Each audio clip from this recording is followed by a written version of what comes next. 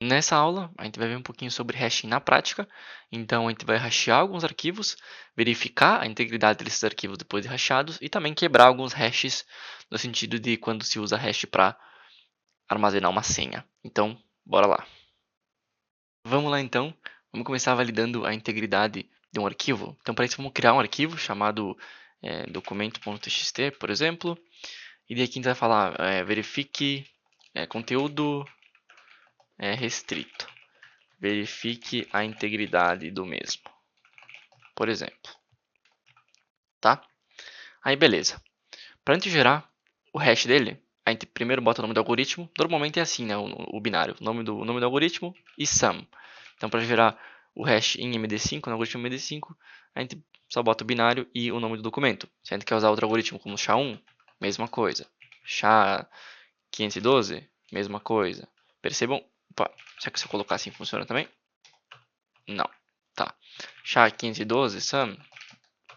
Percebam a diferença de tamanho, né? O SHA-1, o MD5 que é 32, o SHA-1, se não me engano, são 40 bits. Daí o SHA-512 são 40 mesmo. E o 256 são 256. Não, mentira. São 64 caracteres. Beleza. Como é que a gente verifica a integridade desse arquivo, então? Vamos usar o MD5 como exemplo. E daí a gente pode salvar isso num arquivo chamado... bom, normalmente a gente pode chamar assim, ó, é uma nomenclatura padrão, o nome do arquivo e MD5 ou só MD5 assim. É um padrão, e daí aqui vai estar, aqui dentro vai estar assim. E daí a gente usa o próprio MD5sum para validar, tá? MD5sum "-c" para checar e "-c" documento.md5, né? O nome do arquivo. O que ele vai fazer? Ele vai entrar aqui nesse documento.md5, vai pegar o hash que está aqui e vai comparar esse hash com o nome do arquivo que está aqui, né? Nesse mesmo diretório. Então, assim que a gente deu aqui, ele pegou o documento.txt, pegou esse hash, viu que eles batem e deu um OK. Falou, ó, esse arquivo está íntegro. Se eu vim aqui e modificar esse documento.txt, eu posso modificar qualquer coisa. Ó. Percebam que eu vou dar um espaço. Dei um simples espaço aqui. Só de fazer isso, se eu verificar novamente, a gente percebe que não deu match. Então quer dizer que esse arquivo foi modificado de alguma forma. Então basicamente seria assim que a gente verifica a integridade de arquivos. Para quebrar hashes de senhas, a gente tem dois auxiliares, o John e o Hashcat. Tá? O John ele usa a tua CPU, teu processador, e o Hashcat ele usa a tua GPU. Tá? Então, normalmente em grande escala, nível profissional, é mais recomendado usar o Hashcat, porque, enfim, usar a GPU é mais indicado e ela tem uma performance melhor normalmente na quebra de hashes. Tá? Vamos começar pelo John, que é simples. Então, primeiro vamos criar uma senha. Então, vamos usar uma senha simples aqui, para a gente quebrar facilmente. Então, senha password 1, por exemplo. E aqui, fiquem atentos a um detalhe, tá, pessoal? Se eu fizer isso e jogar pro... Bom, primeiro vamos jogar para uma senha.txt. Se eu jogar para senha.txt, ele vai jogar password 1 e uma quebra de caractere por padrão, uma quebra de linha por padrão no final, tá? Que seria o _n. Para não adicionar essa quebra de linha, porque essa quebra de linha já mudaria o hash, né? Qualquer caractere, inclusive a quebra de linha, vai mudar o hash. Para não inserir essa quebra de linha, tu pode usar o "-n" no echo. Tá? Daí sim, tu vai colocar apenas o password 1 dentro de senha.txt e não password 1 e a quebra de linha. Então, vamos jogar isso para senha.txt. A gente pode fazer o MD5 dele aqui. Beleza, esse é o MD5. A gente pode salvar esse hash aqui num arquivo. Então, vamos salvar como hash.txt. Vamos salvar ele aqui. E aí sim. O que a gente faz agora? A gente pode usar o John. E daí para usar o John é o seguinte. Primeiro a gente bota o formato que a gente quer quebrar. Nesse caso a gente quer quebrar o MD5. E daí a gente coloca aqui então como raw MD5. E é claro, né? Se você quer descobrir os formatos do John, se não me engano tem um list format também. John -- list formats. Que ele vai listar os formatos. List format talvez. Bom, vamos descobrir aqui na hora. John list formats. E aí tu consegue ler a própria documentação aqui da ferramenta, tá? Inclusive vamos ver se tem os formatos aqui em algum lugar. Formats. Tá. Vamos pegar aqui no Kali. É -- list igual formats. Beleza. E daí aqui tu tem todos os formatos acessíveis, mas por exemplo, tu quer quebrar um MD5, então tu pode vir aqui, que nem tem no próprio exemplo ali na documentação, e dar um grab MD5 para ver todos os possíveis formatos que tem, tá? Porque existem mais de um formato que usa, por exemplo, o algoritmo, né? Também tem algoritmos que usam além do MD5 algum outro algoritmo misturado. Mas beleza, a partir disso, então, nesse caso é raw MD5, então é um MD5 puro, sem segredo. E a word list que a gente quer quebrar, né? Já que que a gente quer utilizar, já que é um ataque de dicionário. E daí na word list a gente pode usar aqui nesse caso a Rock TXT, que a gente bem lembra que está localizada aqui. E por último, o nome do arquivo que a gente quer quebrar, né? No caso, normalmente a gente insere o arquivo contendo o hash, tá, pessoal? Porque é assim que a própria ferramenta funciona e tu pode inserir mais de um hash no mesmo arquivo, tá? Você pode inserir vários hashes para tentar quebrar todos ao mesmo tempo. No caso, eu copiei com uma HTML aqui, né? Por isso que veio esse pré aqui. E beleza, já insta achou aqui a nossa senha, tá? Que é password1. Se a gente botasse uma senha mais complexa, provavelmente seria quase instantaneamente. Por quê? Aqui a gente está quebrando offline. Então a gente não está, por exemplo, fazendo brute force numa aplicação web que a gente precisa mandar requisição para o formulário de login e verificar se a senha está correta ou não. Entendeu? É simplesmente offline aqui. Então não tem, por exemplo, esse delay da conexão de rede para ir até o aplicativo, para mandar a requisição até o aplicativo web e receber a resposta. Aqui é instantaneamente esses testes, tá? É claro, né? Quanto mais complexa a senha, e por exemplo, você tem o uso de salt, cada vez fica mais demorado. Usando o hashcat agora. Hashcat, a gente bota o "-m", que seria o módulo, tá? Semelhante ao format do John. Então, hashcat models, porque tu tem que indicar qual algoritmo tu quer utilizar, certo? Para tentar quebrar.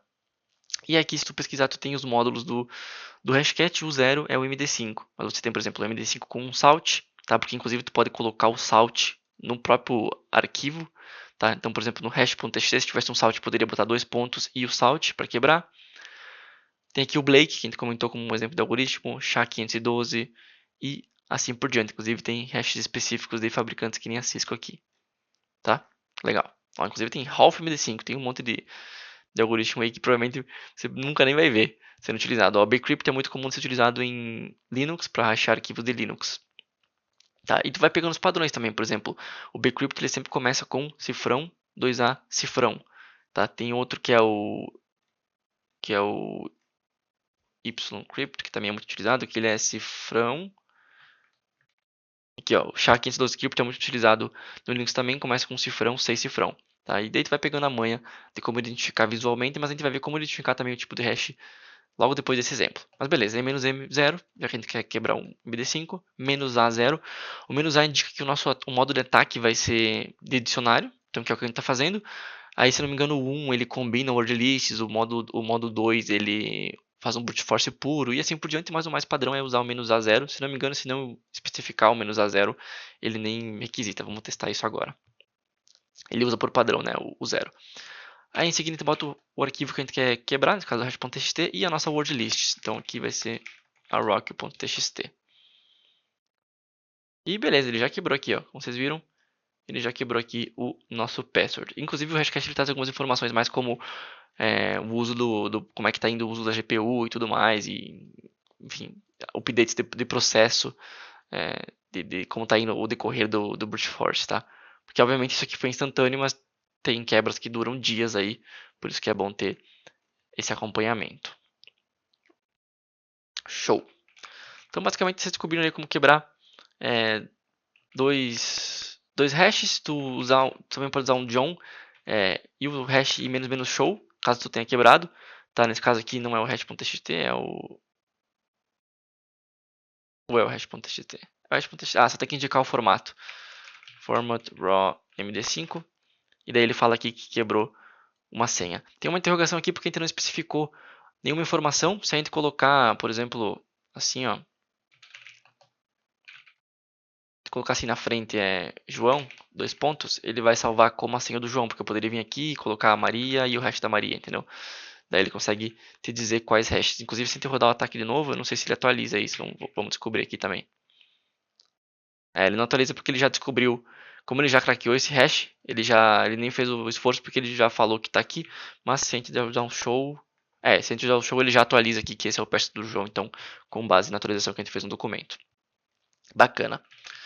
Basicamente é isso, pessoal. Para descobrir o tipo do hash, você pode usar o hash ID, tá? E pegar o hash. Então, deixa eu copiar o hash aqui.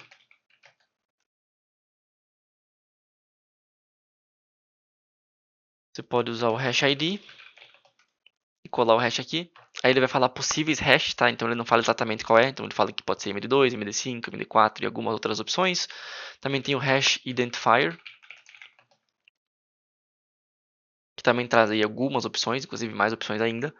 Tá? Porque, ó, por exemplo, o MD5, se tu rodar 5 vezes o MD5, então, por exemplo, aqui são recursivamente as funções, né? Então ele usou uma vez o MD5 no password, aí ele fez o MD5 em cima daquele resultado, MD5, e o MD5 sempre vai ter o mesmo tamanho. Então, obviamente, se tem 32 bits, pode ser que o MD5 foi rodado dezenas de vezes, tá? Centenas de vezes. Aí por isso que ele traz todas essas possibilidades. Eu, particularmente, eu prefiro usar esse sitezinho aqui, ó, Hash Identifier, que ele vai te dar, ele é web e ele te dá o tipo de hash possível. E normalmente ele te dá uma resposta mais precisa. Então, nesse caso aqui ele fala, ó, possivelmente é um MD5. Tem aquela opção lá para tu marcar de incluir todas as possibilidades, que dele vai um pouquinho mais além, e daí sim ele traz mais possibilidades. Então, possível, por exemplo, o MD5 sendo usado recursivamente ou o MD5 com salt, como está aqui, nesse caso. Tá? Bom, basicamente é isso. Só para finalizar, tem essa ferramenta chamada CrackStation, que ela é uma Rainbow Table, basicamente que já está pré-computada. Então, se a gente vir aqui e colar o nosso hash, como já está pré-computado na tabela de dados desse site, ele já sabe que esse hash aqui é referente, por exemplo, ao password 1. Tá? Então, se a gente vir aqui, sei lá, usar outro hash, então vamos hashear a palavra teste, teste não, sei lá, password 123 exclamação. Aí, nesse caso, a gente vai ter que dar um echo "-n password 123 exclamação". E a gente pode jogar com o grep assim no MD5, por exemplo. E vamos ver se ele tem isso também pré-computado na tabela dele. Então, às vezes, tu nem precisa fazer o crack porque tu já tem isso numa Rainbow Table. O salt aqui ajudaria, né? Porque daí, no caso, como o salt seria, por exemplo, exclusivo daquele usuário, seria um salt aleatório, não seria o output não seria o mesmo, então provavelmente esse CrackStation não tem o hash calculado da senha mais o salt específico que aquele sistema utilizou. Tá? Então isso aqui só funciona, né, na maioria das vezes quando o salt não está sendo, nenhum tipo de salt foi aplicado. Mas basicamente seria isso. Tem outra ferramenta bem legalzinha que também pode ser usada para identificar hash, mas a gente vai guardar essa ferramenta para a aula de coding e encoding. Então, valeu!